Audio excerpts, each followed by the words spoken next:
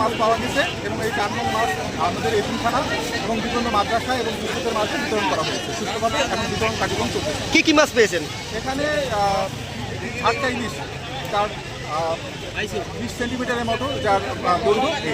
আর মাছ কোথা কি থেকে নামাইছেন, মানে কি থেকে মাছটা উদ্ধার করা হয়েছে, কি গাড়ি থেকে? এখানে আর্মিদের তত্ত্বাবধানে এখান থেকে মাছটা জব্দ করা হয়েছে।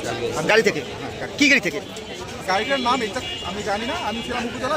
আপনার নাম আর পদবি বলতেন? আমার নাম হচ্ছে সৌরভ বড়াই, মৎস্য কৃষি প্রধান খামার ক্ষেত্র সহকারী। ধন্যবাদ।